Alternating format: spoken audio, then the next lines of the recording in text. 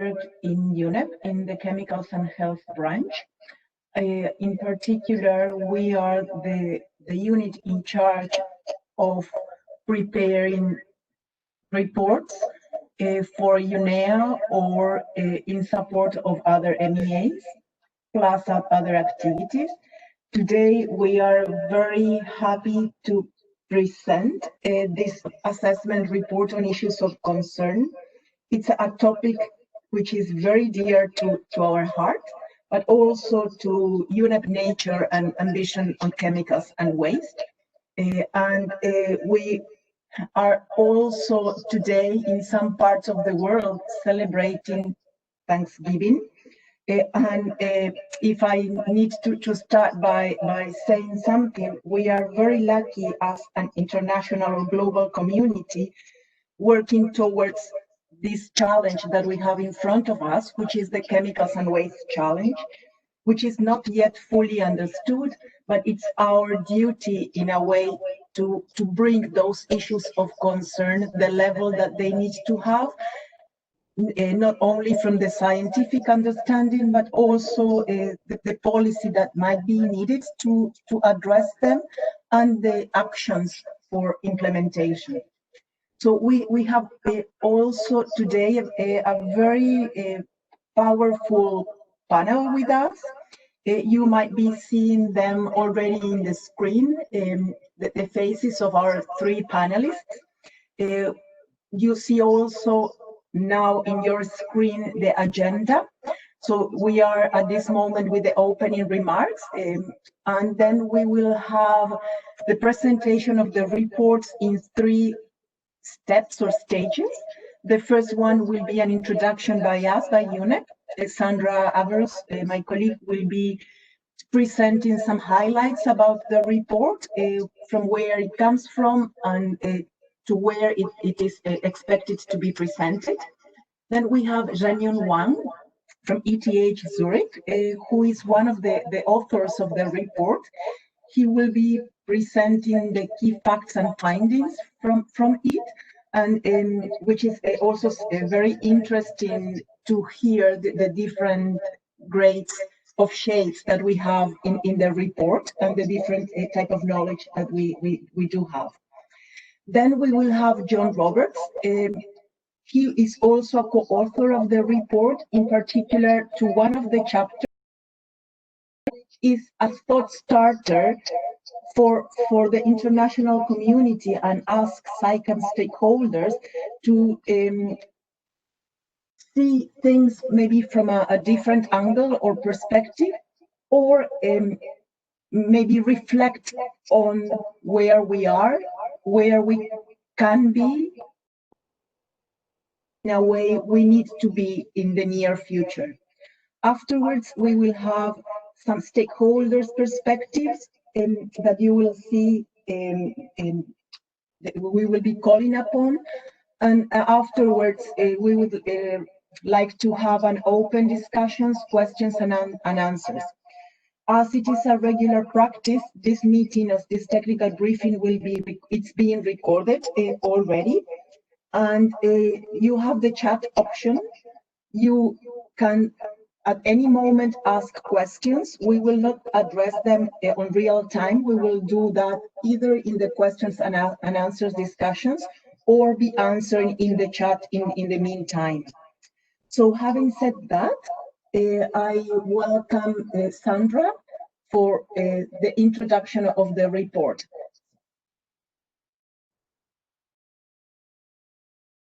Thank you very much, Jacqueline, and have a good morning, good afternoon, and good evening to all of you. If we move to the next slide, this will highlight a bit the background of this report of issues of concern with the cover of the Global Chemicals Outlook 2, which is entitled From Legacy to Innovative Solutions, Implementing the 2030 Agenda for Sustainable Development. It was mandated by the UN Environment Assembly in 2016 and was published last year.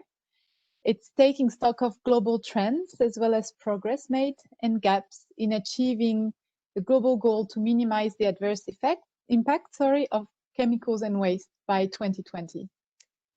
The GCO2 is a wealth of information, and notwithstanding how big and imposing he can be, it's giving us a number of key messages. It's noting also that stakeholders could actually find value in further exploring methodologies that are facilitating a more systematic identification of future priorities at the international level. And it's also highlighting the value of an improved science policy interaction in this context. It poses a lot of questions and provides some answers, including methodologies and criteria related to systematic identification of issues. But besides that, in the screen now you can see 4 of the 10 key findings that the GCO provides. The benefits of action of minimizing adverse effects that have been estimated in the high tens of billions of US dollars annually. And of course, the WHO estimated burden of disease for selected chemicals at 1.6 million lives in 2016. It's also highlighting that chemical pollution is threatening a range of ecosystem services and can compromise human rights and affect well-being. The second key finding that we wanted to highlight today is the significant resources that can be saved by sharing knowledge on chemical and waste management instruments more widely, and by enhancing mutual acceptance of approaches in areas ranging from hazards to alternatives. And the third element that we wanted to highlight is the global knowledge gap, and that the fact that the Global Chemicals Outlook 2 is highlighting it can be filled and it can be achieved in different ways.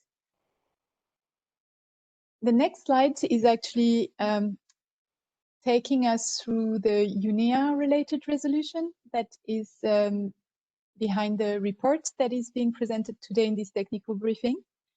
The resolution 4/8 on sound management of chemicals and waste, which was adopted at UNEA 4 in March 2019, requested the UNEP and the ED to actually, in subparagraph E, follow trends in the design, production, use, and release of chemicals and the generation of waste in order to identify issues of concern for future edition of the Global Chemicals Outlook and the Global Waste Management, and catalyze sound management actions.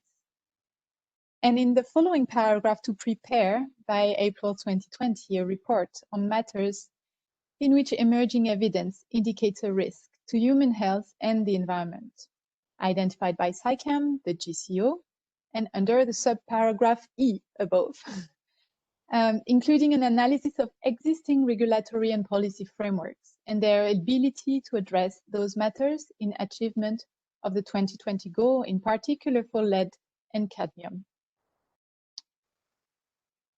This report has been developed with the support of ETH Zurich, and Zanyun Wang will be presenting some parts of it today, and with the support of Mr. John Robert, who will present as well as international contributing authors in consultation with IOMC organization and the Multilateral Environment Agreement Secretariat. And it was developed thanks to the generous contribution of the government of Switzerland. It can be found in the link that is in the slide and that Alex nicely put in the chat already. And go to next slide. So what is this assessment report telling us and aiming at doing? It aims at informing the international community about current situations of specific issues of concern based on a review of published evidence. And this is in order to support discussion at UNEA 5 and other international forums working towards sound management of chemicals and waste. So we're very pleased to present the report today. If I go through the chapters very rapidly, chapter 1 and 2 are providing the introduction and methods. Chapters 3, 4, and 5, as well as 6, will be those you hear from us today mainly. The chapter 3 is looking at the 8 emerging policy issues and other issues of concern under SAICM. And they are there in the screen. Chapter 4 is actually focusing on the issues identified by the Global Chemical Outlook 2, where emerging evidence indicates a risk. And it's building on the GCO2 findings. And the chapter 5 is presenting a thought starter on the identification of issues of concern. And it's providing food for thought on how issues of concern might be identified at the international level, including within the new framework for SAICM and some management of chemicals and waste, and or for future edition of the global chemical or the global waste management outlooks. Chapter 6 finally is actually outlining an overarching outlook for future international work on issues of concern and some key messages that we'll definitely discuss today and that are shown in the next slide. I'll just highlight 3 steps in these key messages. The first one is that progress has been made under SAICM, and this has been repeated, but not enough. And for each issue of concern, the report is actually highlighting 2-3 challenges and opportunities to further addressing the issues of policy, the EPIs under SAICM. An overarching challenge, though, and also possibly an opportunity that is highlighted, is how to communicate and to scale up the existing instruments and the lessons learned in one region or sector to others, particularly for developing and transition economies. If we go to the next slide, we are highlighting 2 elements, like somehow the correspondence between the issues identified by GCO2 that are warranting international concerted action, and on the other hand, the linkages that exist between the 2. And I won't elaborate further because Zanyun will speak about this and this graph later on. If we look at the next slide, it's actually pointing how the international community may consider a broader set of issues of concern in the future. And by clicking, if you, yeah, exactly. If you click, we've tried to display that in the form of a puzzle, with the issue of concern being actually a potentially complex issues and actions that need to be acted upon by different stakeholders. So these issues might really be complex and requiring actions from different stakeholders to fully address it, especially if we consider that the issues have in a broad sense and in a systematic way.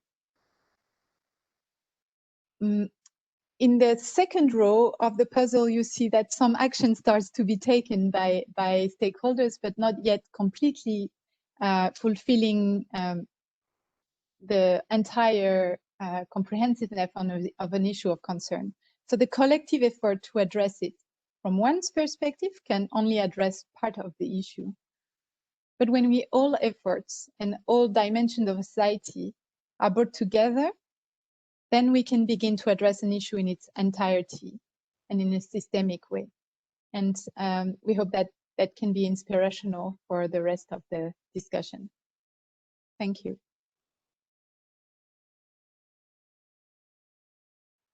Thank you so much, Sandra, for this introduction. You will see in the chat that we provided the link for the report. I am very sorry for my echo, but today electronics are not on my side, so I'm using both the phone and the computer. Very sorry for that. Hope this is not disturbing the sound too much. So now we continue with the key facts and findings from the report, and we welcome Zanyun Janet from ETH, who will be giving us some food for thought. Thank you, Jacqueline. Good morning, good afternoon, and good evening, colleagues. It's my pleasure to present the report here. So first I will go through a little bit how we have assembled the whole report, provide you the scope and the methods. Next slide, please. So in this report, as requested by the UNEP, the report has mainly focused on assessing, providing an overview of different types of existing instruments and actions to address different issues of concern. For the reports, we have been trying to be comprehensive, but it is not possible to be exhaustive all the existing instruments and actions. So I apologize if some of your actions or instruments have been missed out in the report.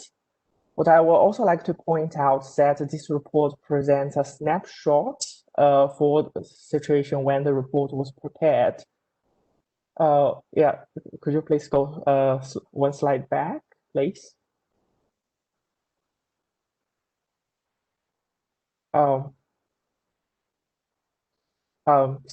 Yeah, sorry. I think we're having some difficulties, but I will, yeah, we're going back.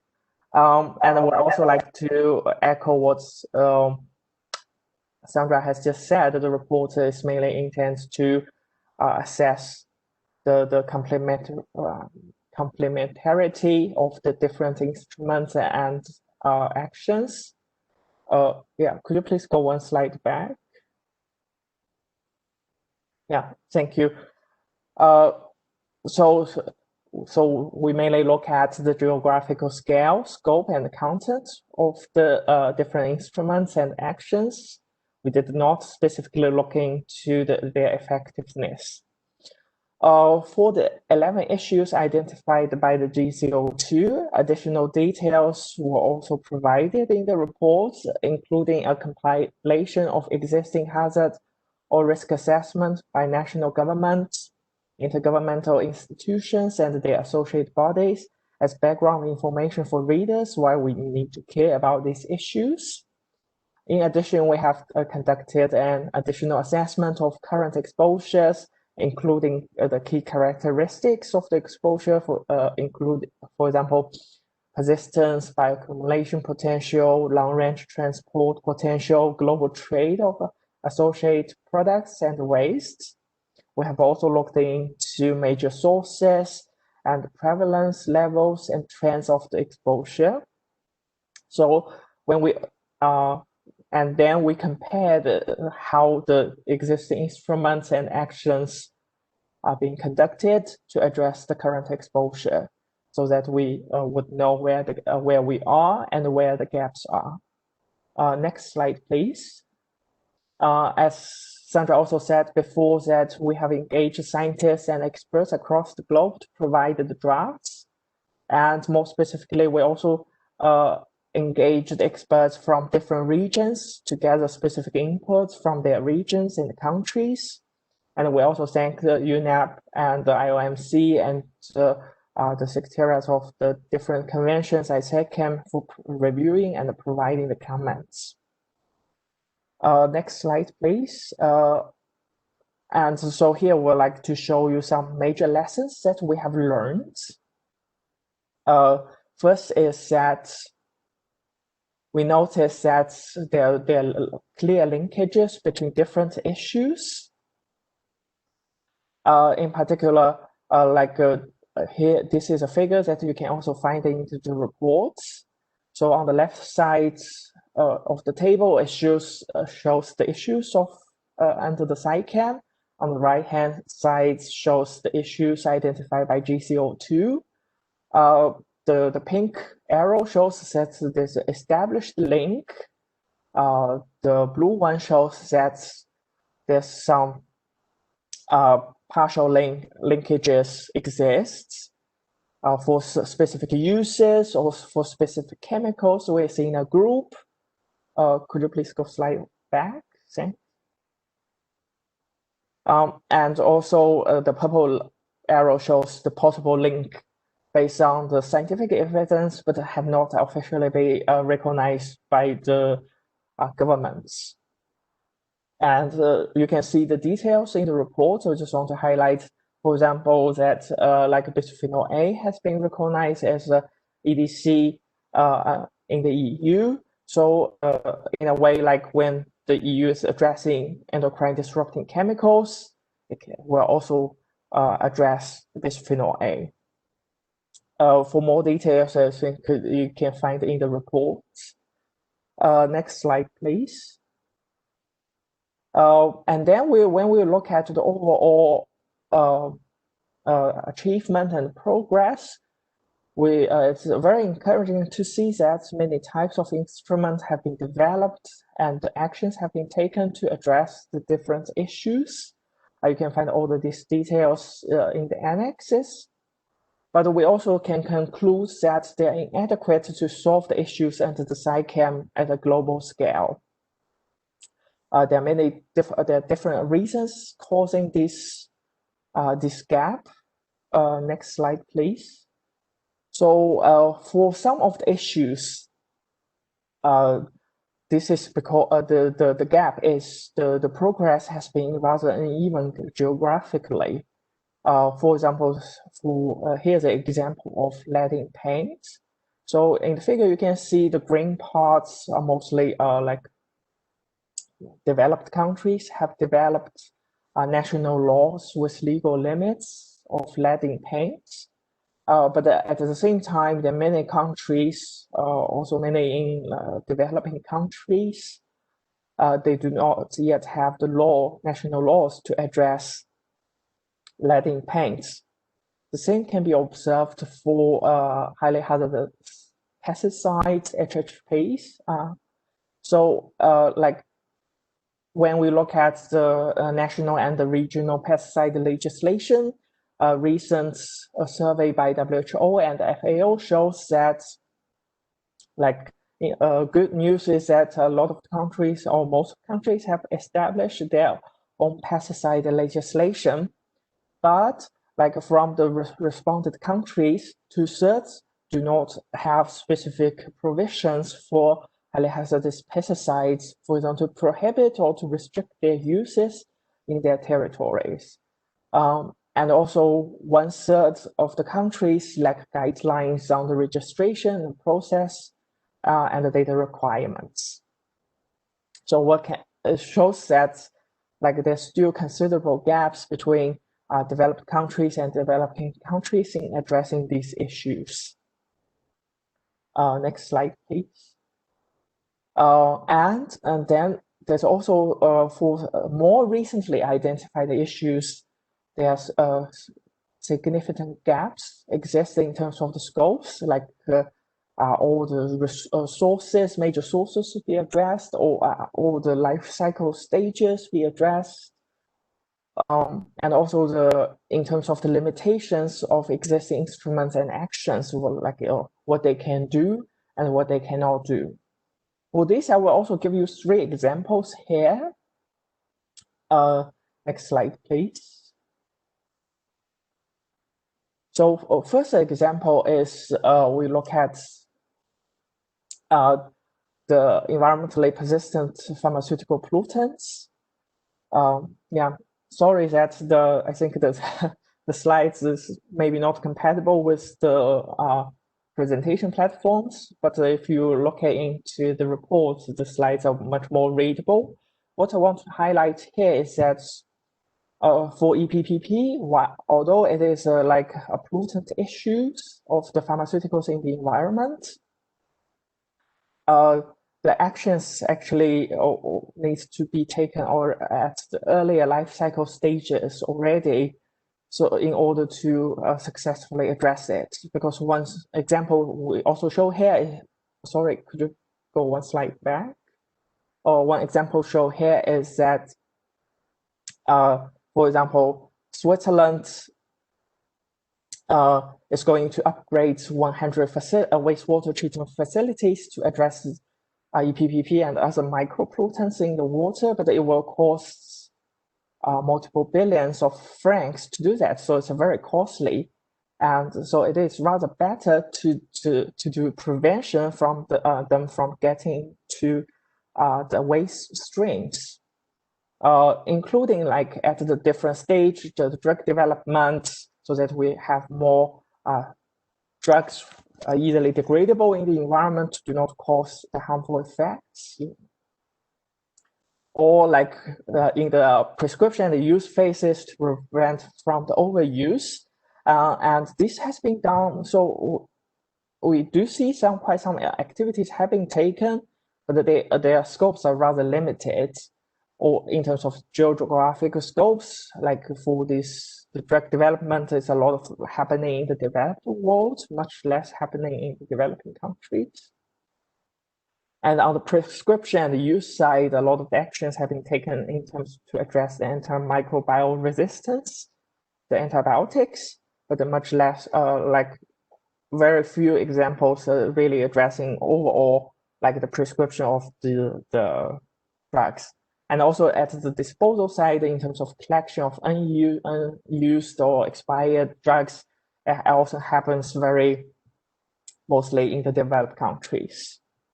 Yeah, so that we can see that not all the life cycle stages have been adequately addressed in order to address the EPPs. Next slide, please. So the second example is the so-called per- and polyfluoroalkyl substances, PFAS. There are like about 4,700 case numbers identified recently by OECD. These are groups of like with some of the compounds are like the most persistent compounds that we have seen, and they can be, this figure kind of shows that how this group, large 4,000 compounds may be roughly, very broadly grouped together. Next slide, please. And then when we look at the activities, because some of these compounds really are very highly persistent, bioaccumulative, and toxic, and some others have other kind of the concerns. But when we look at in terms of taking actions to address, like to reduce or eliminate the current production, use, releases, and exposure, all the actions have been mostly focusing on the so-called long chain PFASs, for example, the PFOS and PFOA. Next slide, please. And what you can see here is that what highlights is that for most of other groups of PFASs, there's very limited actions have been taken to address their production, use, and releases to reduce the exposure. Although like recently we do see encouraging kind of development in some parts of the world. For example, under the EU, like in the EU, under the REACH, there are some of these like compounds within these groups have been also identified as substance of very high concern. And some of the EU member states are planning to have a wide restriction for all the PFASs in the very near future. So these are very encouraging development, but we see that they're still very kind of limited to a specific part of the region. So that's actually there's still a gap. So in order to many other countries will also join efforts to address this group of chemicals. Next slide, please. So the last example is so-called endocrine disrupting chemicals. Here shows kind of that many countries have developed kind of laws with explicit references to address EDCs. They have developed guidance and tools to test and identify EDCs, and there's kind of EDCs are really being screened and also identified and then regulated. So this is very encouraging. So we have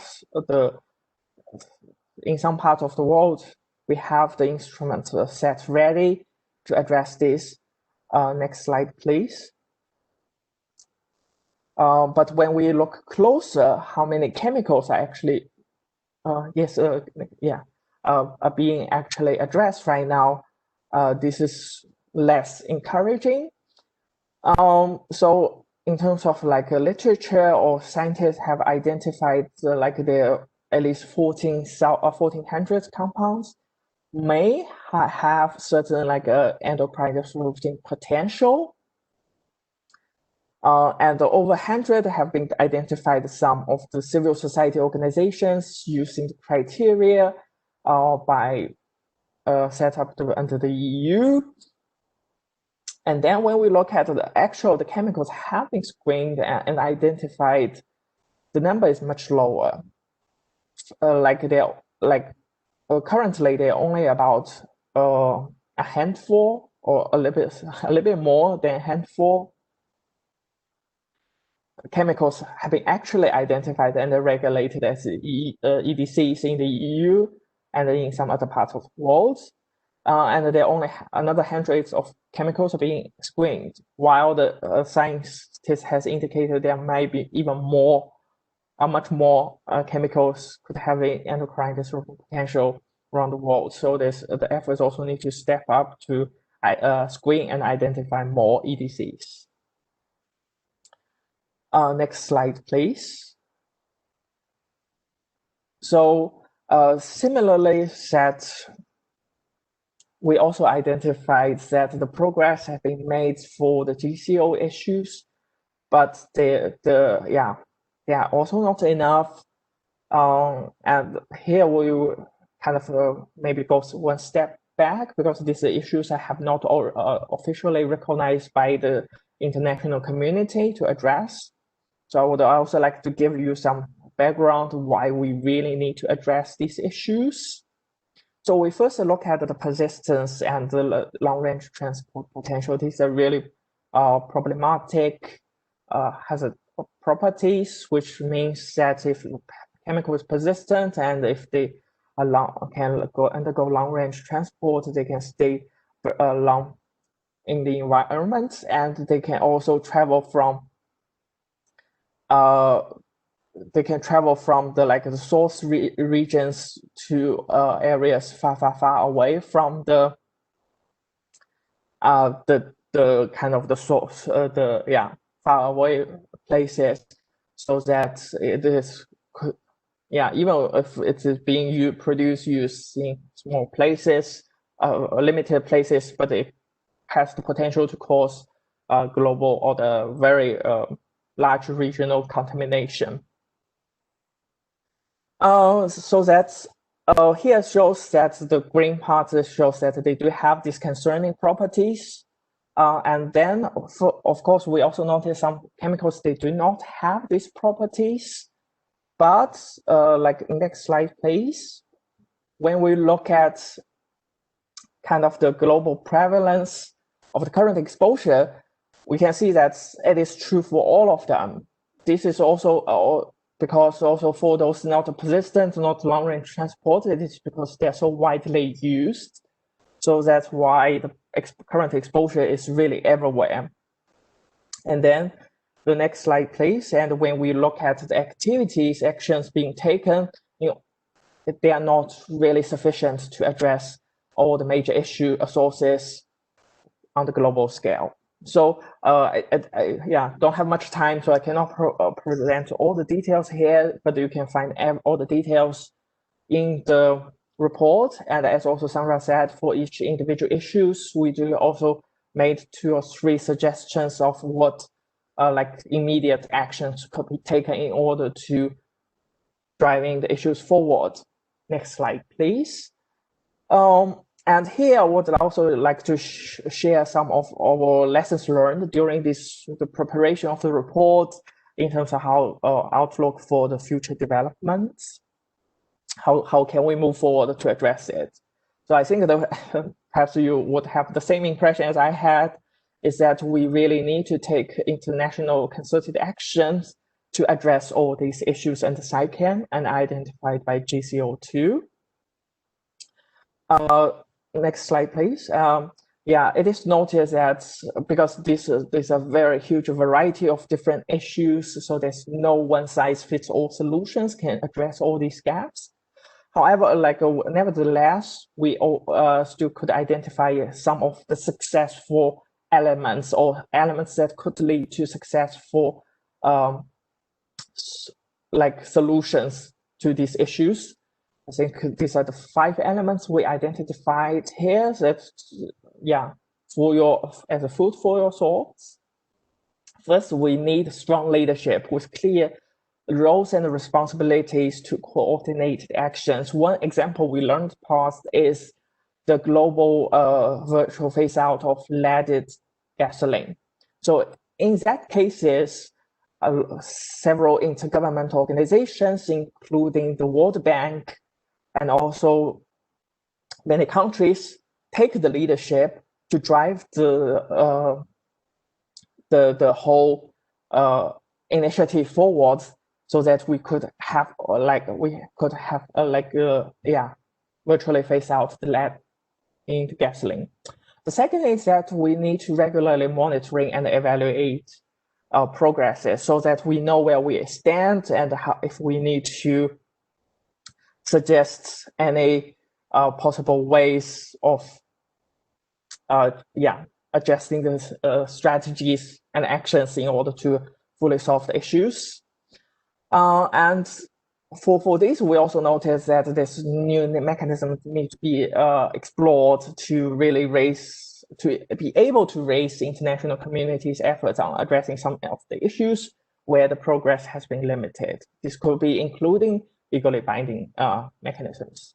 And another thing we noticed that it is really important to have very active knowledge management. So today, there are a lot of actions, a lot of instruments taken everywhere, but all the information is scattered everywhere. So it is really difficult to capture the big picture and also to learn from each other. So we think that it is very important to have this knowledge capture, synthesis, and sharing in an ongoing manner. And the one last thing is that we need to have the strengthened involvement of the scientific community. The next slide, please. As we noted that there are so many different, very diverse issues, and it is impossible to address them one by one. So this could also in a way that we will need to explore new ways to address issues of concern in an integrated and holistic manner. As previous examples of EPPPs and have shown that we need to take into account all life cycle stages of the specific chemicals and products. And another important part is grouping the substances by similar intrinsic properties, uses, etc. Next slide, please. So I think I just want to show that there are linkages between the SciChem issues and GCO issues. Addressing SciChem issues will allow the solution for some of the GCO issues. But here I would also like to highlight some of the GCO issues are not so much addressing SciChem issues alone will not be able to address all the GCO issues.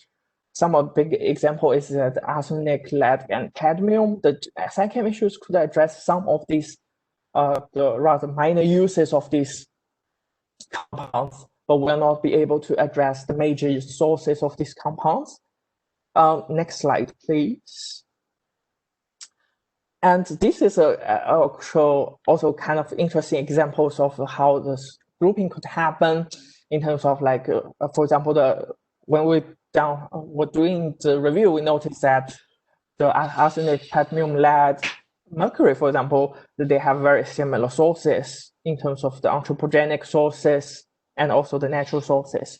So lessons can be learned from each other and to address them possibly in an integrated manner. So they do one thing, but get multiple benefits. Next slide, please. And then there's also some new ways of thinking, for example, using a sector-specific value chain approach to address all the chemicals in the textiles. in this way that you can engage the major players in the textile industry who can help also to address all the actors along their supply chains. One last thing I would like to speak about is to also don't forget about the linkages with other environmental and societal priorities. I'm not going to say much more about this. UNEP has developed this assessment paper on their website. And also my co-authors, Robert, will speak a bit more about this. So that's, yeah, so I think this is more or less I would like to share our major lessons learned from the report. The report contains a lot of information, and you're very welcome to send the questions or over the chat or during the Q&A section. Thank you so much. Thank you very much, it's very interesting, some of the messages that you have indicated. The issue of integrated manner, but with multiple benefits. That's one thing I'd like to maybe re-emphasize here. And the other one is the slide that you highlighted where you were showing the major sources of those chemicals of concern or issues of concern have not yet been addressed. Having said that, I have the honor to give the floor to John Roberts. You might know him already. He was key in Mercury negotiations. He worked with the UK government for a long, long time, and he has been our guru in many of these things. So, John, the floor is yours. Thank you very much, Jacqueline, and good afternoon, good evening, good morning to everybody. I'd like to introduce Chapter 5 of this report, which is a thought starter about how the chemicals and waste community might identify issues of concern in future. Next slide, please. Thank you. The aim of this chapter is to stimulate thought. So it isn't setting out formal proposals or recommendations, but raises a number of issues which are worth thinking about. As Sandra explained earlier, it was commissioned by the last session of UNEP, and it's aimed really at the whole of the chemicals and waste cluster and may therefore be relevant to a number of organisations depending on their respective mandates. So it may well be helpful to the discussion of issues in concern in the SciChem international process, trying to define the Beyond 2020 instrument, but it wasn't written specifically with that process in mind. Next slide, please. So what is an issue of concern? Well, in this chapter, we have taken a broad approach, and we have said that it's a specific issue that's been newly identified or which has previously received insufficient attention, where the evidence suggests that action may be needed. And the thought starter explores three areas. Those where there is a significant adverse effect on human health and the environment. And that's really the traditional area which SciChem and GCO2 have focused on. But there may also be issues that are critical to achieving greater sustainability or wider environmental and development objectives. So should we take some of those issues into account as well when seeking to identify issues of concern in future? And thirdly, are there any issues where we need to develop solutions to enable the practical sound management of chemicals and waste on the ground? So to look at each of those in turn, next slide, please. Thank you.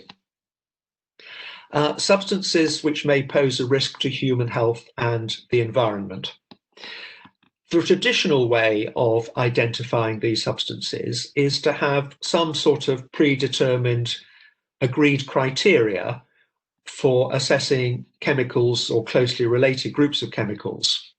And that, I'm sure, will be an important means of identifying risks and hazard in future. But the question is this the only way of doing it, and is it enough? Could I have the next slide, please?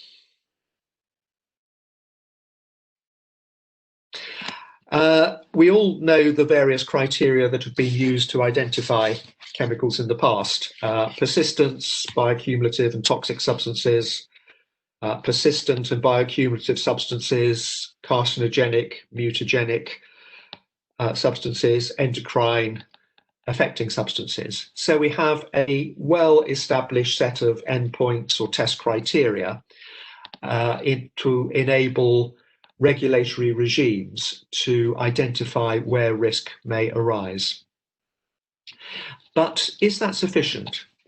Does it identify the areas where risks may not be recognised in standard tests, but there is nevertheless a concern? And in fact, many of our regulatory regimes already, sorry, could we go back a slide, please? Thank you. Many of our regulatory regimes already do include a clause which says, or equivalent levels of concern for things which may not be captured by the criteria. For example, the Stockholm Convention, which deals with persistent organic pollutants, has a definition of what persistence means in terms of half-life, but it also says, or something which gives rise to equivalent concern. Do we look at the real-world effects of chemicals if we adopt a set of standard tests? Do we deal adequately with combination and mixture effects? Can a focus on individual chemicals lead to regrettable substitutions if we don't look at the whole system and the way that chemicals are actually used? It may be with it we ban one chemical, but that simply results in another chemical being used in its place, which is no less safe. Similarly, I think Zhanyun was already making the point that we need to look at chemicals in groups. So, for example, rather than looking at the question of whether hexabromodiphenyl ether is a right substance to control as a flame retardant, maybe we should look at all the brominated flame retardants in one go. Looking back historically, we worked through them in the Stockholm Convention a number at a time. But maybe we should think even more broadly and address the question of functionality. Should we be looking at plasticizers and plastics as a whole, rather than looking at the role of individual substances? So I think the suggestion here is that when we're looking at risk and hazard, we should adopt a broad approach and look at a wide set of issues about how chemicals are used in practice, what effects they may have in practice, and try and use our efforts most economically to find the right solutions. Thank you. Next slide, please. One of the recent themes which has been very important has been a greater understanding of the relationship between issues in the chemicals and waste cluster and wider environmental and society priorities, such as health, biodiversity, the world of work, climate change, protection of the ozone layer, agriculture and food, sustainable consumption and production, and also human rights. And in fact, there is another report that UNEP have prepared on the links between the clusters and chemicals and waste. And that report can be found on the same website as the report we're discussing today. There is in chapter 5 a table taken from that report. It would cover 8 slides, so it's not included here. But just to pick out one figure from that report. Next slide, please. That shows for one issue, pesticides, the link with each of the sectors I've just mentioned. Those are the colours going around the pie chart. So with pesticides, for example, there are links with biodiversity through pollinators or through human health with residues in food. So this raises the question whether, rather than just looking at chemicals as our determining priority for issues of concern, we should adopt a wider approach and think how chemicals contribute to other sectors and what the priorities for those sectors would be for the sound management of chemicals and waste. Where can chemicals and waste make a contribution to help the biodiversity conventions, for example, achieve their objectives? And would that give us a wider appreciation of the issues that we ought to be addressing in UNEP or under the SciChem instrument, for example? Next slide, please. The third area is really about enabling conditions for the sound management of chemicals and waste. SciChem has recognised the importance of issues around knowledge and information sharing, capacity building, cooperation, illegal traffic, for example. Now, capacity development itself is a very wide issue and is dealt with in other areas such as the special programme or through the technical assistance programmes of the chemical conventions. But are there any specific issues that would merit international attention to find ways of empowering national authorities to achieve the sound management of chemicals and waste? For example, I've heard it mentioned that it would be worth looking at how inventories can be prepared or emission registers. Is there something on enforcement or tackling illegal traffic which would merit international attention for a period to come up with solutions that would actually enhance sound management of chemicals and waste? So maybe there's a third area there that lies alongside the traditional areas of hazard and risk as being worth examining. Next slide, please. In the past, we as a community have used 2 or 3 different ways of identifying issues of concern, and they each have strengths and weaknesses. In the second edition of the GCO, they identified the issues of concern which are set out there, essentially by tracking national and regional regulatory activities to see where a number of the countries have found it necessary to address an action. That's a good way of identifying things which people are concerned about. It does mean that the global community is following slightly behind national administrations because it does depend on those identifying it. Sorry, could we go back to the previous slide, please? Thank you. But it formed a good basis of the work in GCO2, and it's something that is worth considering for future editions of the GCOs. The second approach is to invite countries or other stakeholders to make nominations, and that is the way that SciChem used in the past to identify the issues which have been emerging policy issues in that framework. That does therefore depend on countries identifying issues and promoting them against criteria which have been set out to guide the selection process.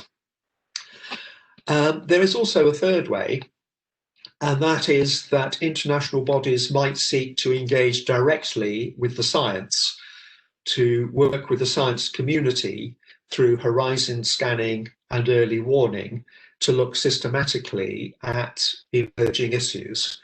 And that potentially provides a new way which the SciChem instrument or others might identify issues of concern if action is taken to set up a science policy interface in the near future. So in designing systems for the future, it might be necessary to take account of these different avenues by which issues can be identified and brought to international attention. Next slide, please.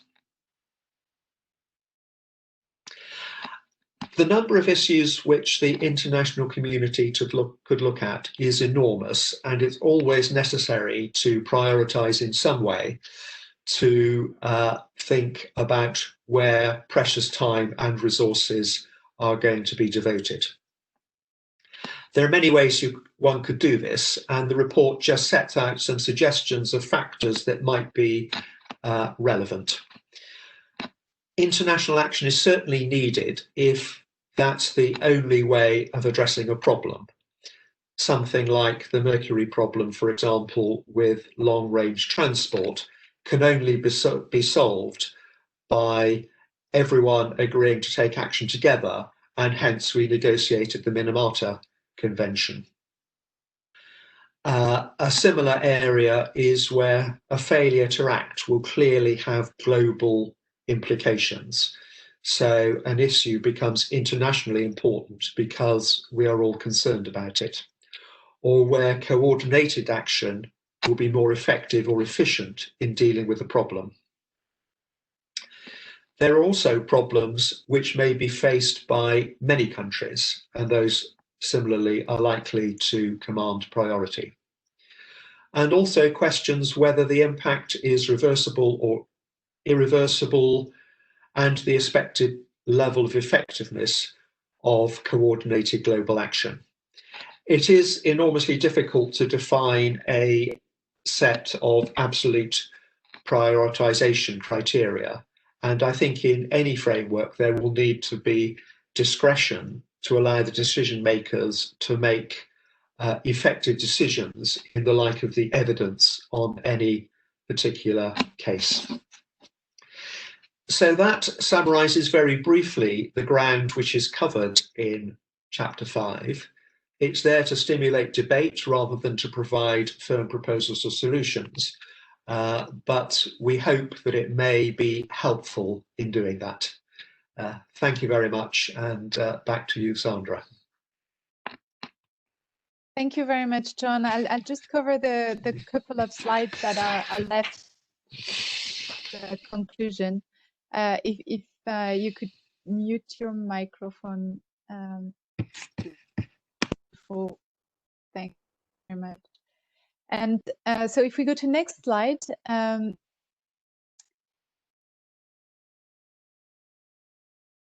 some take-home messages, and quickly open the discussion and the stakeholder perspective as well. 5 things. First, that many instruments and many types of instruments have been developed, have been implemented, actions have been taken to address the issues and the SciCam and the issues identified by the GTO2. But international concerted action are needed for them. And it's actually a privilege to have a discussion on this today and in the forthcoming sessions under Beyond 2020 discussions. An overarching enabling environment needs to be created. It includes leadership, new mechanism. If we go back, sorry, I realized the automatic setting. You could go back one slide, thank you. To raise the national community's efforts, knowledge management, and the involvement of the scientific community and all relevant stakeholders. Ways can be proposed to identify and address issues of concern in an integrated and holistic manner. Think broadly about how we can identify issues of concern in the future. Think about a science policy interface role and whether they could help identifying these issues of concern in the future. And is the acknowledgement slide to highlight the contribution of the diverse contributing authors, reviewers, and the regional perspective provided. Thank you very much. And the floor is yours. Thank you so much. Here I come with this hello from the other world, as my colleagues were joking. So again, hope this is not distracting you too much. So now the next part of our technical briefing is to hear from stakeholders' perspectives. And we will invite first Felix from Switzerland, and we are at this moment thanking the government of Switzerland for the contributions to develop the report, and also for always being supporting the chemicals agenda in general. So Felix, over to you.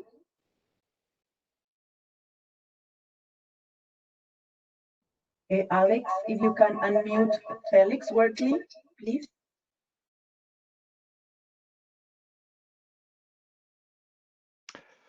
Thank you very much, and hello to everybody. I hope you can hear me. I would like to thank for the opportunity to take the floor at this stage. But first of all, I would like to thank to UNEP and all the authors, all the contributors to this report. I think you have done a tremendous work, an amazing work. We can see it's a lot of work what you have done. So congratulations for this comprehensive, exhaustive, and really report that is so rich. There are so many things we could provide from a stakeholder perspective on this report. I will take two elements that have touched me when I was looking at the report and also listening to the presentation. The first would be strengthen science policy interactions, and the second one will rather go direction to how to deal with issues of concerns. And I think in the presentation we have heard a good number of catchphrases that are very important. Or we have heard from the GCO2 the benefits of action. We have heard a lot about progress that has been made but not enough. And also we have heard the call for international concerted actions that are needed, including the linkages to other sectors. And I think already having this in the report really sound and well presented shows the value of such kind of a report. It shows also the importance of a good dialogue between policymakers and academia, because it was UNEA who requested to UNEP to provide this report and provided also the questions. I think also what you have outlined in the beginning, where we are coming from discussions of concern, has also shown some limitation we have in the current system. The GCO2 report was a very good report. It was a helpful report. And it has also showed that regarding issues of concern, the format is too limited. We need more. And among the different benefits we have from the report you have just presented, I think it was very helpful to hear how can we define issues of concern, how can we identify issues of concern, that you have named them, that you have outlined possible actions, and also even provide input how to prioritize them. And we see a lot of value to such kind of information. For us, it's really key because we see in the strengthening of the science policy interaction three main functions. The one is the function of the horizon scanning early warning. The second one is to conduct assessments. And the third, to inform policymakers as well as the wider public to raise awareness and stimulate actions. And perhaps just allow me to make the linkage here to a recent UNEP report that you have published and presented, the one on science policy. You've outlined different options, how this can be further strengthened, this interaction. And in our view, also this report shows for us a bit that it's really this option where we have an intergovernmental science policy panel that would be the most effective one to take up such kind of issues. I think also this is a linkage to the next theme, how to deal with issues of concern, because as we have mentioned, assessments are very important. And if we imagine that we would have such a science policy panel, a science policy platform, it could be very helpful, for example, for ICCM to take up reports on issues of concern, the work done on issues of concern, and then to address further questions on such a science policy platform. They could combine these requests, perhaps with requests from other governing bodies, and then decide how to organize these assessments. I think what you have mentioned a lot is really the need that we have to do more, that we have to enhance the actions. And now we have the big chance that we are, hopefully next year, will agree on this kind of universal framework that will provide the vision, the larger direction on what we see as key elements, key objectives and indicators to achieve the environmentally sound management of chemicals and waste. And it's a universal framework that will allow different tools know how we can deal with things. And we have the success of SciChem, we have ICCM, we have this experience now that we have established a process to identify issues of concern. where we see need to deal with them. And I think the report confirmed also that they are still relevant, one we've identified. So we have done also good things right. We have not, as also mentioned in the report, we were not able to deal with all the issues of concern, but the one we have selected, there's value behind it. We've also heard that we have to think how to step up the game, how to enhance actions. And there, I think that will be very important questions, that we have an established structure how to identify issues of concerns. I think from our point of view, the main weakness we had was really to deliver on those.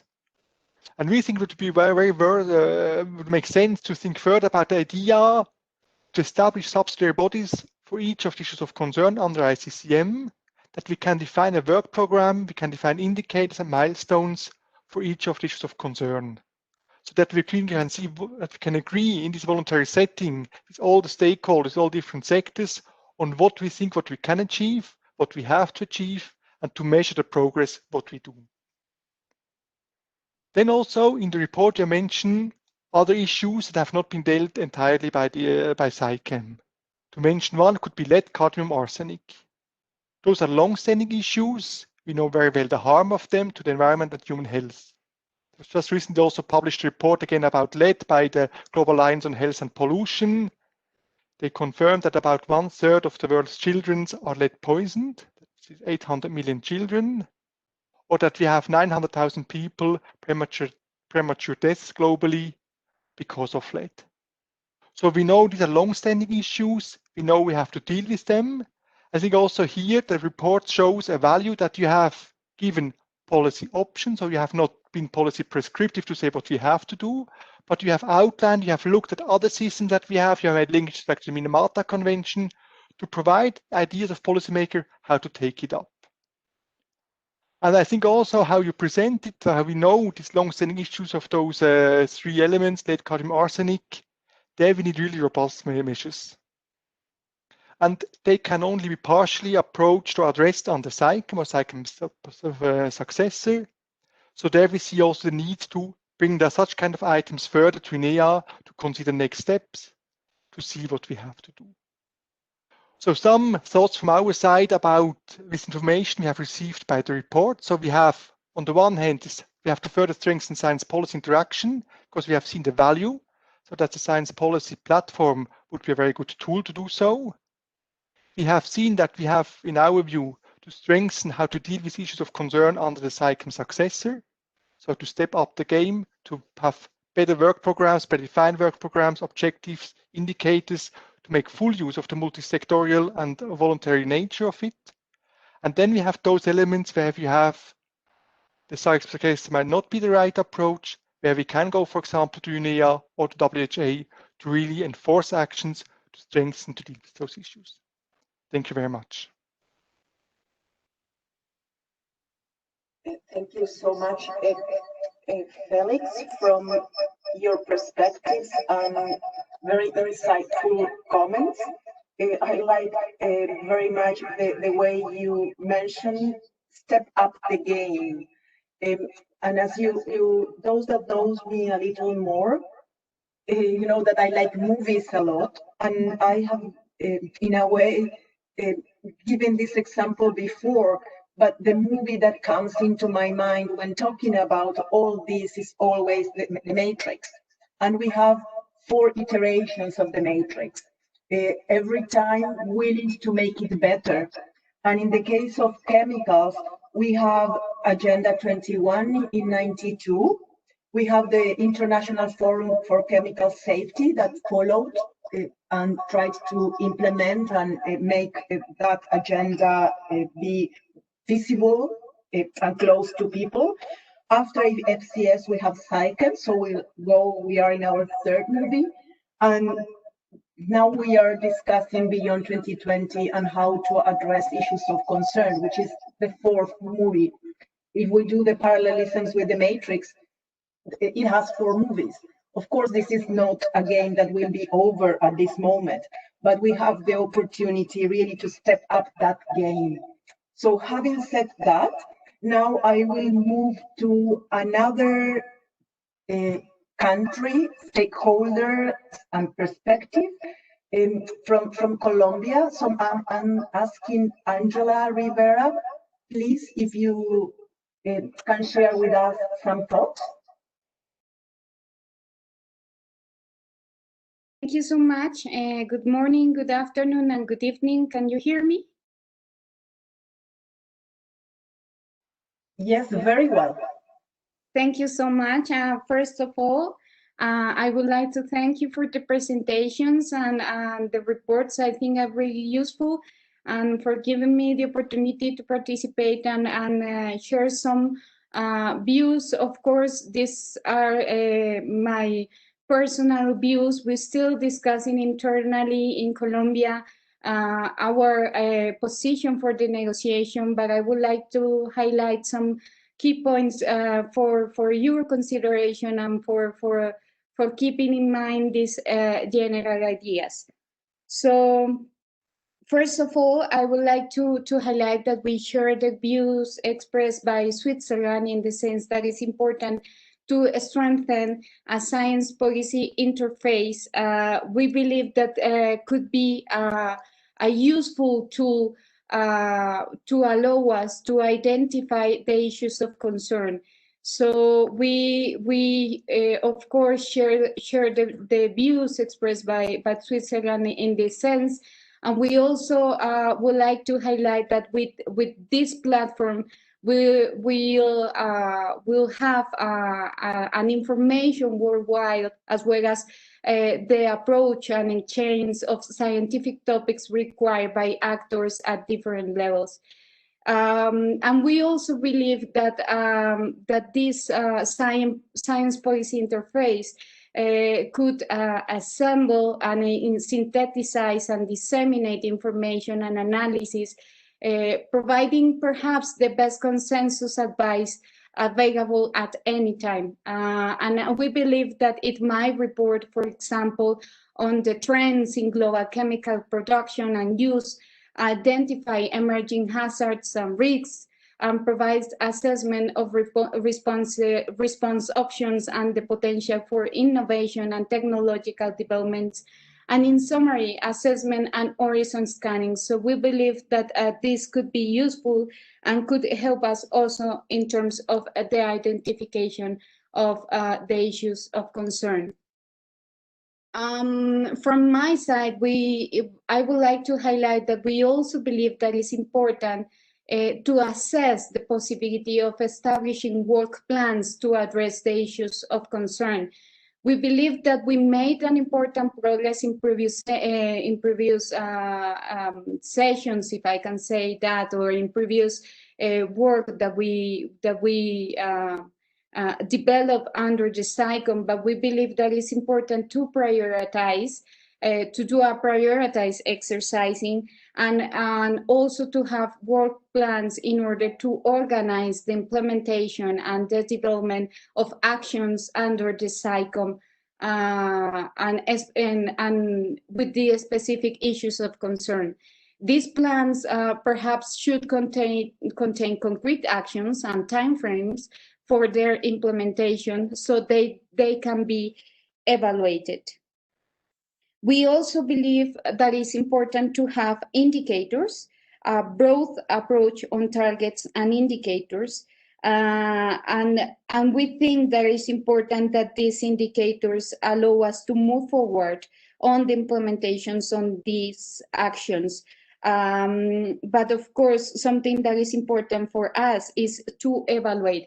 That's why we believe that indicators could help us to see how the implementation is going on and internally in the countries, and how can we improve the actions and support each other on the implementations on the actions that we decide to establish.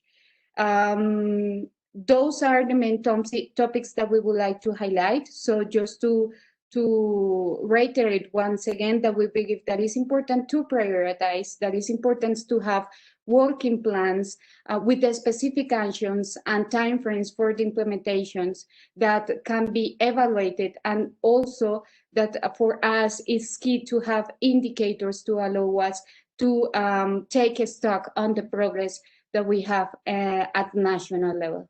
So thank you very much for the invitation, and those are my general comments. Thank you so much. Thank you so much, Angela.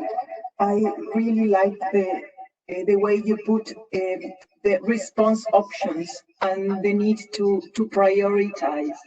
And also Felix was talking about the weakness on delivery. So the need to really have a life cycle approach to issues of concerns is really something that we need to focus as well. It goes beyond the identification, but really trying to see how if we can phase out an issue, how we need to work in the meantime. Do we need to change direction or actions, or do we need to involve others? So thank you very much for that reflection. Very, very powerful.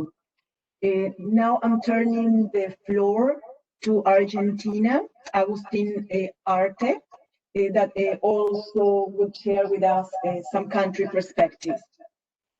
Agustin, Jacqueline, can you hear me well there? Yes, very good.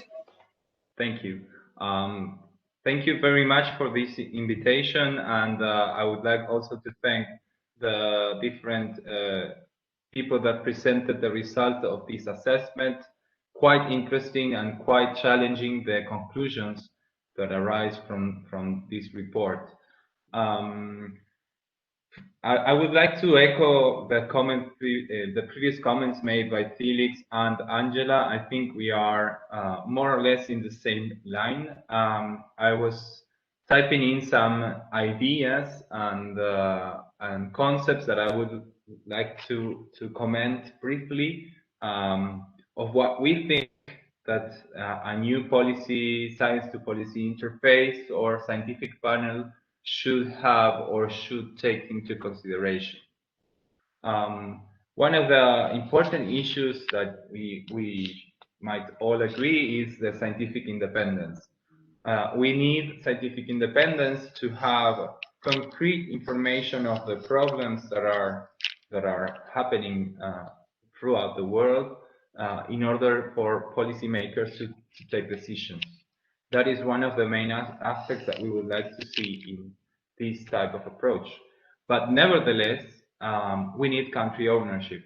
So any science to policy interface that is established should also be comprehensive and allow each country to participate and be involved in the process, so that there is a country ownership, and so that the results and conclusions and recommendations arising from those exercises are really taken into account and included in national policies. Because if we only have international reports which are not considered and not implemented in the territory at the regional level and the national level, then the efforts, in my opinion, will be not enough.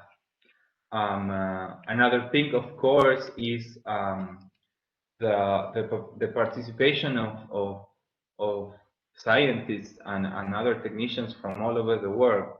And we see in this report there was a quite interesting regional balance, and there were scientists from all over the world, which may bring different views and different experiences, recognizing that the capacities of each region and each country might not be the same, and the challenges we are facing and the instruments that we have to tackle those challenges might be different. So that is another important aspect that we would like also to see. Some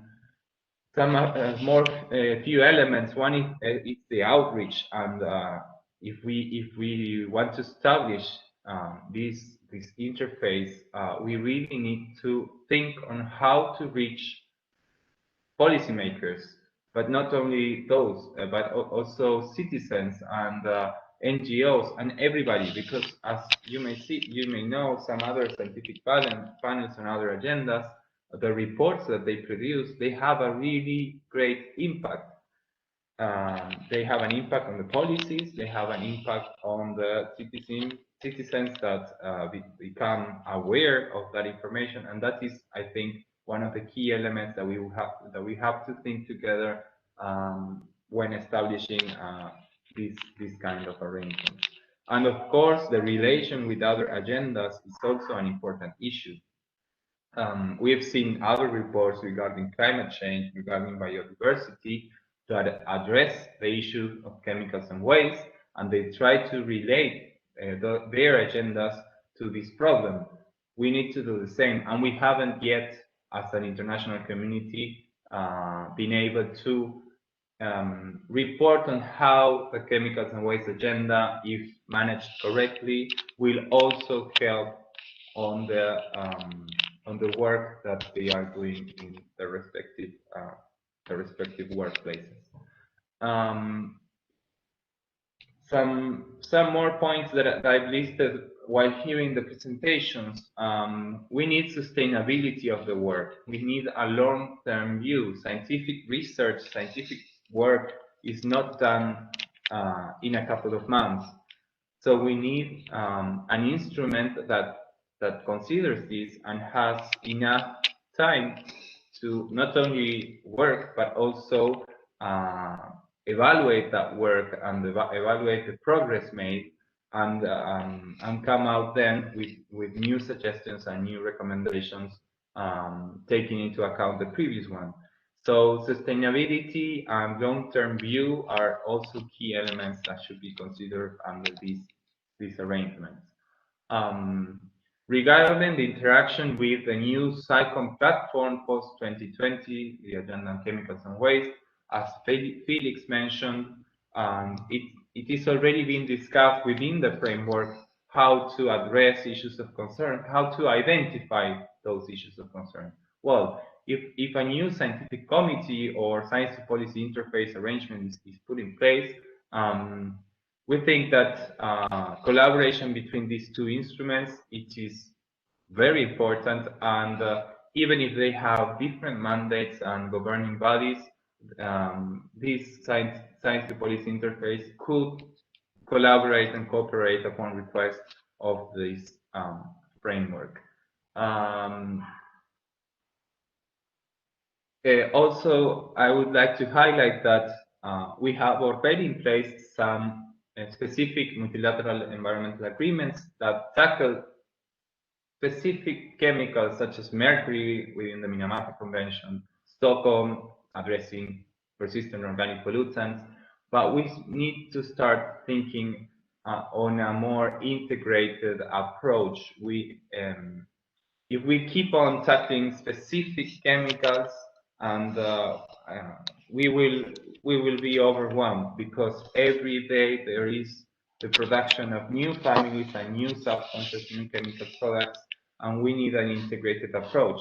So my suggestion would be that this science to policy interface actually looks for those big policy questions, and I like the idea of the life cycle approach. That is also an aspect that I would like to see in this new arrangement.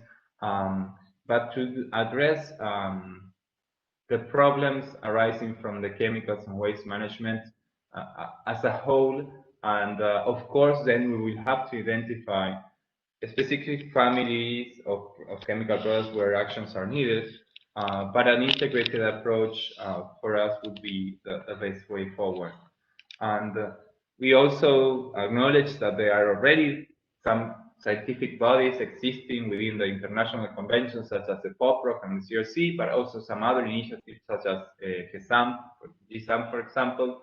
And of course, this new policy interface could be built on those bodies, or collaborate with them to tackle specific issues.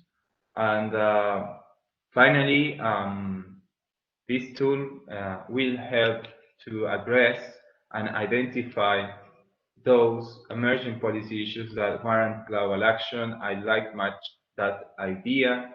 From the scientific perspective, this could be a place where to discuss if new issues are really needed to be tackled at the global scale, even if it's not a global problem, even if it's a local or regional problem. But if we find out that more than one region, more than one country throughout the regions are addressing the same problem, those could also be things that need international cooperation. So I've highlighted some key elements that we consider that have to be taken into account when thinking of a new arrangement for a science to policy interface. And I thank the work of the scientists and consultants that prepared this report. I think it's a very comprehensive report that will be very useful for the discussions that will be held on the next UNEP. And of course, Argentina is willing to actively participate and collaborate whenever needed. Thank you again, Jacqueline, for the invitation. Thank you so much, Agustin. And it's hard to really pick one of the things that you said because of the relevance of all as well. I will maybe remain with the key elements that you highlighted as a whole, and those two words. You mentioned sustainability, you mentioned long-term vision, which is essential. We were very naive today in presenting a puzzle with 2 dimensions. What you are saying is that we need to go beyond 3 dimensions. We also need to involve the 4th dimension, which is time, in our thinking. So for that way of maybe trying to embrace the chemicals and waste agenda is telling us the challenges we have in front, but also the opportunities in front of us. So thank you very much for the comments you have provided us with, and the food for thought. And this is still food for thought for all of us. The relationships with other agendas, with existing MEAs, is something that makes us also think about these 3 dimensions or 4-dimensional puzzle that we have the opportunity to shape. So having said that, I am now moving to another group of stakeholders, and I would like to ask Lilian Corra to provide some of the perspectives from not only an NGO person, but also from the health point of view. Lilian Corra has been working on these topics for a very, very long time. She has close to her heart many areas of work, but never stopped looking for the right ways to move forward. So it is hard to present people with this background. So I'm sorry for not being maybe as accurate as needed, but thank you so much for accepting the challenge of providing some perspectives today. So the floor is yours, Lilian.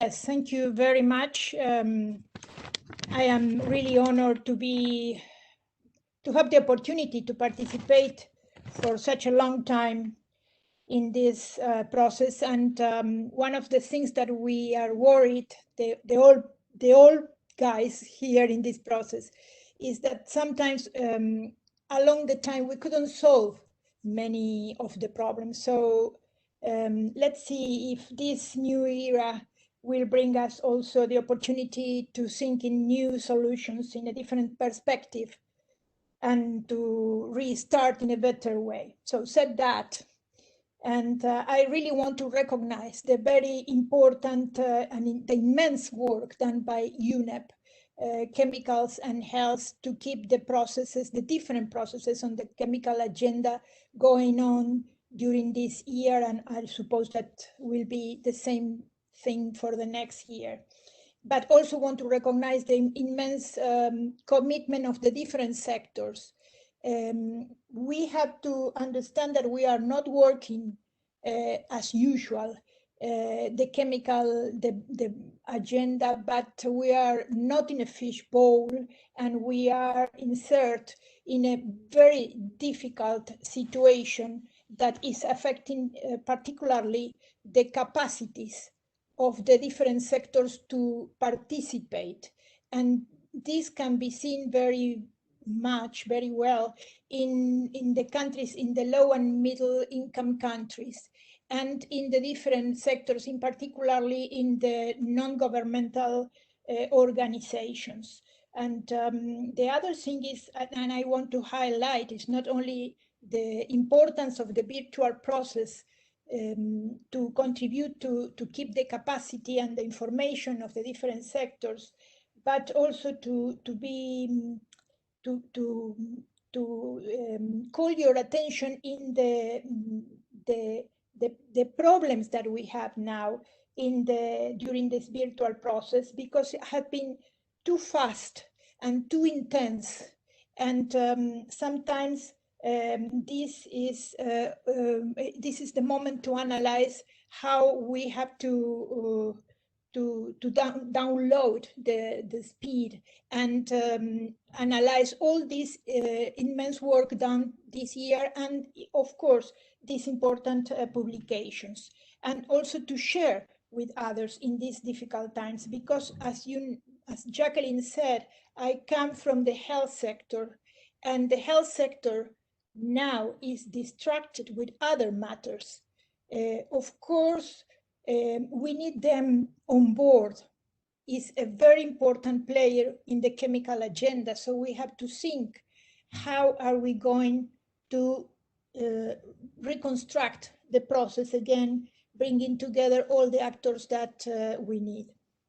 The other important thing that I want to say that was on the process itself is that we have this useful tool, or these useful tools, because it's not only one, produced by the Science and Policy Interface, of course, come to contribute, but it still is not enough, as is said in many of the paragraphs. We have very strong evidence on scientific evidence on the environmental burden of disease. And of course, in this process, again, this can affect very bad the economics and the development, as well as the way in front of us to reach the goals of sustainable development. We are very worried, in particularly about 2 or 3 issues of not of concern, but global matters. That one of them is lead, the immense burden of lead. One of 3 children, of each 3 children, has high levels of lead in blood, and this is enormous burden for development and economic production in the countries. We are also very worried about very concerned about how things are going on and implemented to protect the population from the exposure to pesticides. We didn't do enough. And of course, we have also problems like in Argentina we have with the exposure to arsenic that we cannot ignore. This is an enormous burden in the economic development, as well as we need to highlight and to recapture the position of the chemical agenda in the political agenda. We are really losing opportunities by not having a clear agenda and not sufficient resources to interact with other sectors, in particularly now that we have to rebuild the agendas of development in the countries. Last but not least, I would like to call your attention in some issue that is worrying us, or have been worrying us for a long time, that is the access to information or the production of information on the different indicators or bioindicators, in how the information at the country level is collected, and how we can access to this information to better understand the different scenarios. If we don't have this, and we cannot calculate the cost of inaction to make it more visible We have really a problem to continue or to reinforce our dialogue with the areas of production and sustainable development. Chemicals are invisible, so we have really a challenge in front of us. What we are doing is really not enough. We have to look for new ways to keep the process alive, transparent, inclusive, and when I say that, and participative at all levels. So we have a challenge in front of us, and really it is not easy task that we have. Thank you very much. Thank you very much, Lilian. And yes, I heard a long time ago, if it were easy, somebody else would have done it before. So that's where our collective intelligence and desire to work towards this agenda is essential. I'd like to make the comment on your comment that this is a moment to reflect. And yes, we have a lot of lessons, we have a lot of processes, we have a lot of things going on, and we have the opportunity to shape the future. So having said that, this ends the part of the stakeholders' perspective. We have 20 minutes to go. So we have some questions also in the chat. The ones that are more related to technical things, we will follow up after this meeting, and unless there is any burning questions at this moment. Regarding the comments to the reports, we welcome the comments. As you know, this is for UNEP, so we are expecting that we might be receiving some other comments as well. So that's for that question. And now the floor is yours for comments, suggestions, further elaborating on the food for thought that was provided today beyond the science.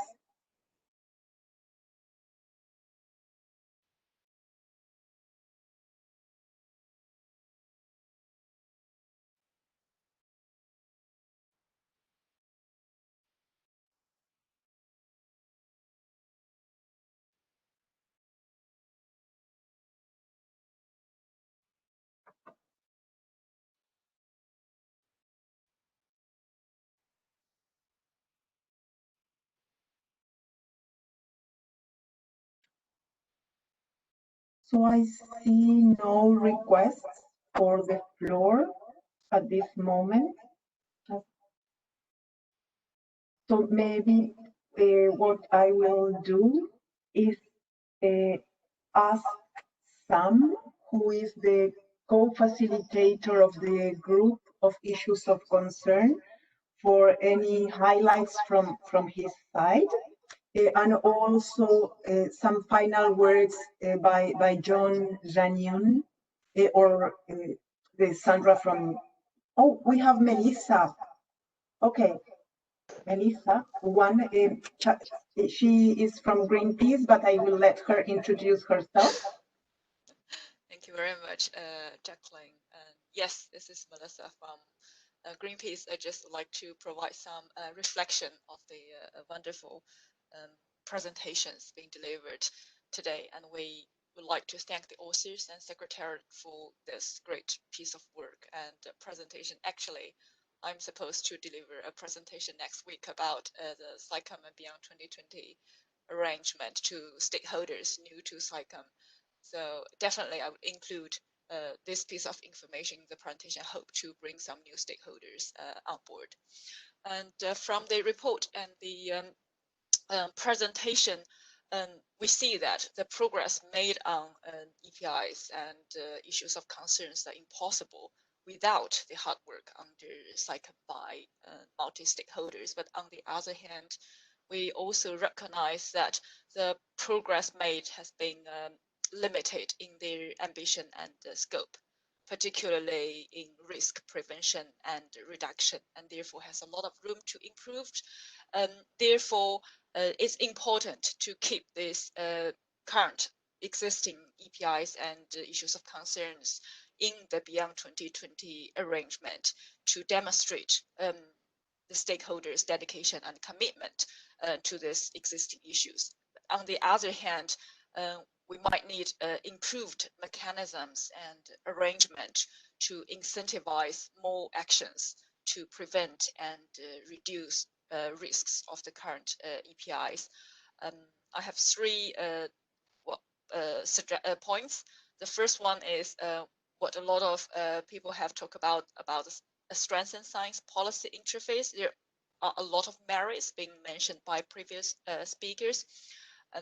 But given that we are talking about two-way science policy interface, I just would like to take the opportunity to emphasize the importance of the role and empowerment of more academics and scientists by this strengthened science policy interface. And we can see this great report has a lot of contribution from many academics and scientists, and we do really hope more of them could be, who are currently underrepresented in SciComm, could be empowered in the future with the strengthened science policy interface to benefit both the decision makers and the academics.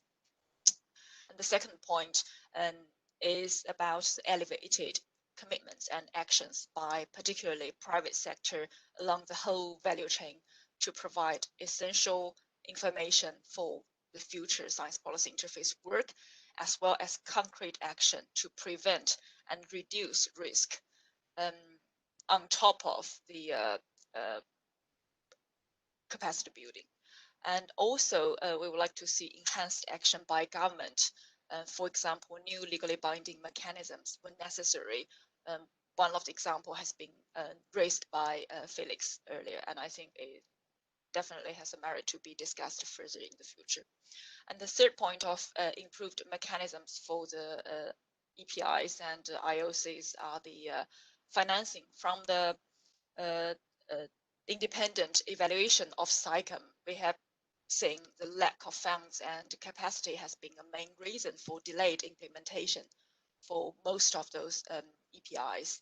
And therefore, there comes importance of the truly integrated financing, particularly the private sector contribution through cost recovery and extended producer responsibility, so that the financing provided by private sector are not only for capacity building, but more important for risk prevention and risk reduction.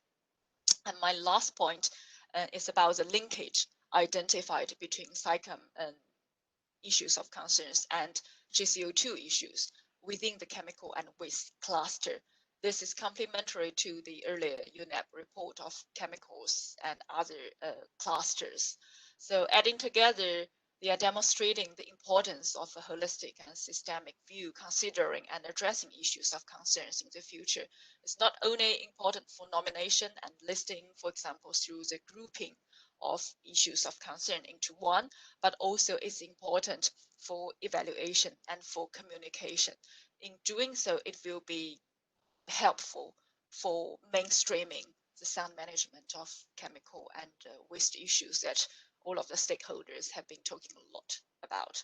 So in short, my key points and reflections to the report and presentation today is first, to keep the current and existing EPIs and IOCs on board in the Beyond 2020 arrangement. And second, to improve and enhance work on the issues of concern in the Beyond 2020 framework.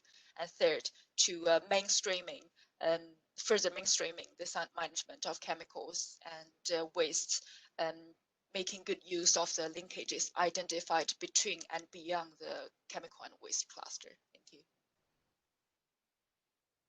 Thank you so much, Melissa. Always very helpful your comments. And when you were talking, I was thinking of my four-dimensional puzzle. You were bringing also the aspects of implementation and financing things. So as you were saying, we cannot see this disconnected. We have to see this in an integrated manner, and how to really involve the different dimensions that this topic involves. So thank you very much for that. Now we have as next person to speak, Hendrick Fisher. If you can please introduce yourself.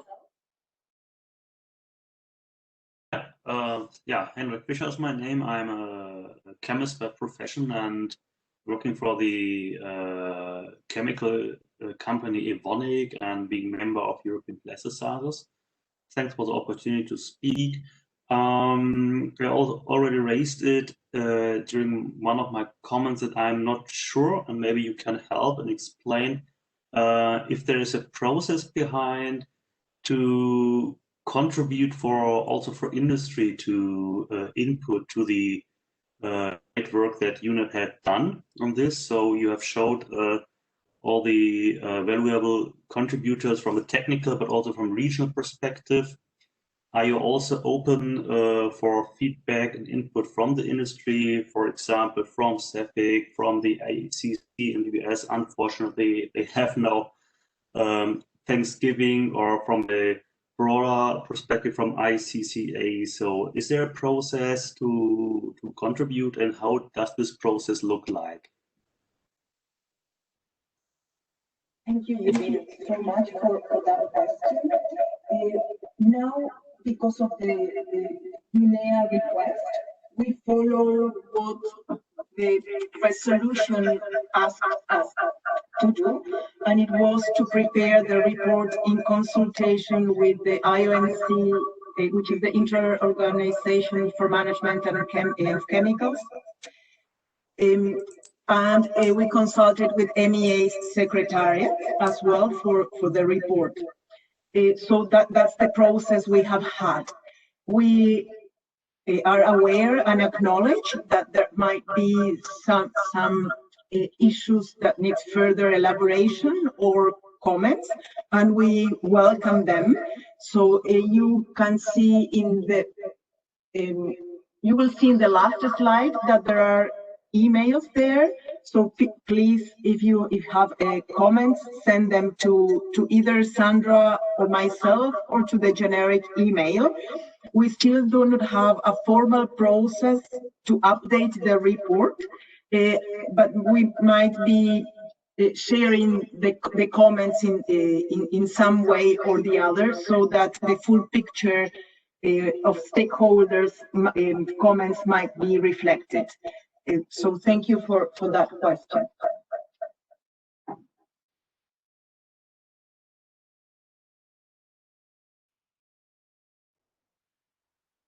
So I don't see any other hands. So Sam, would you like to give some thoughts as the co-facilitator of the issues of concern?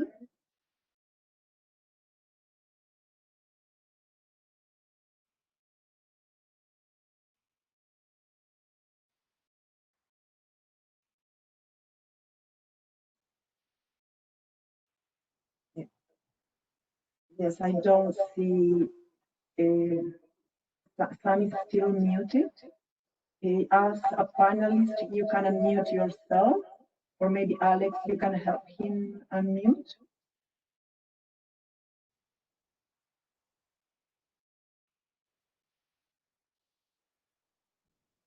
Thank you, Alex.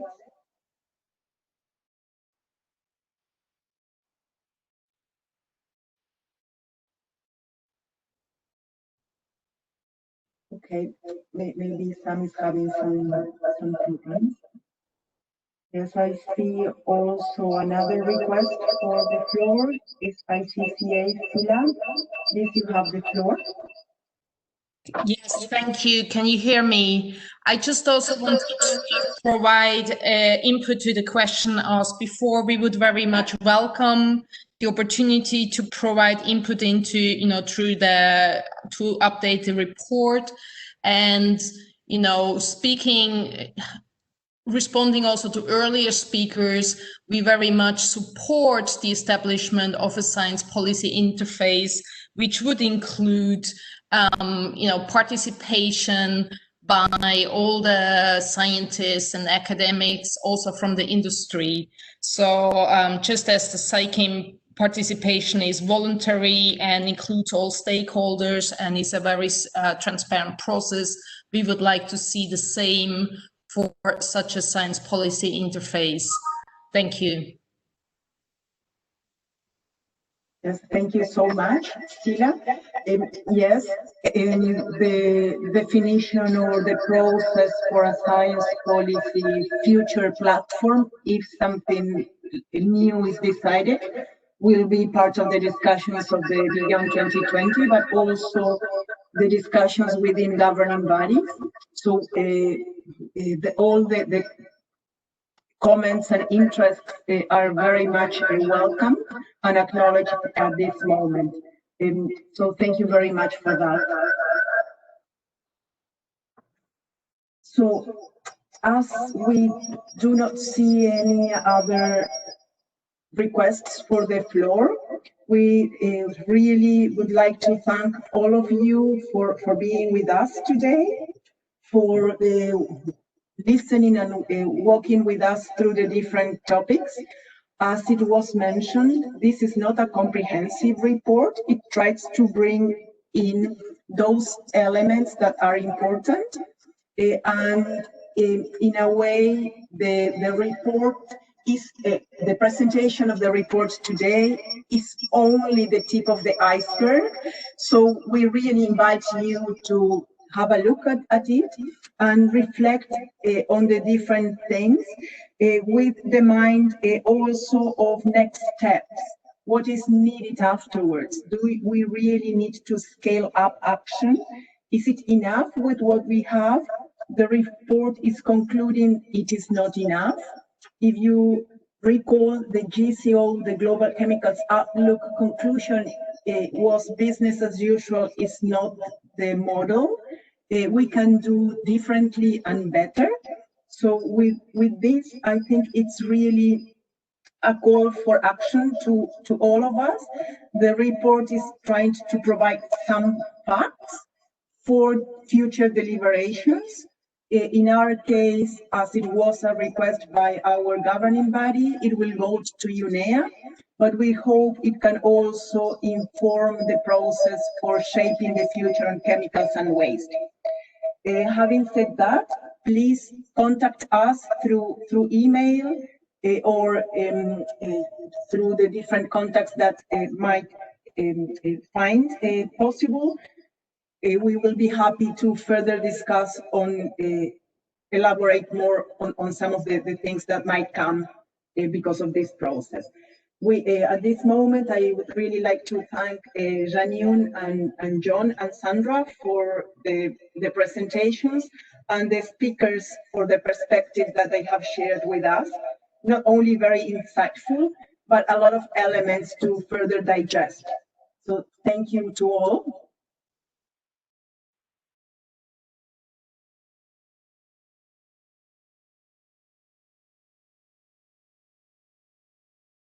Thank you very much, Jacqueline, and thank you, everyone. Yeah, thank you, Jacqueline. Yeah, thank you all.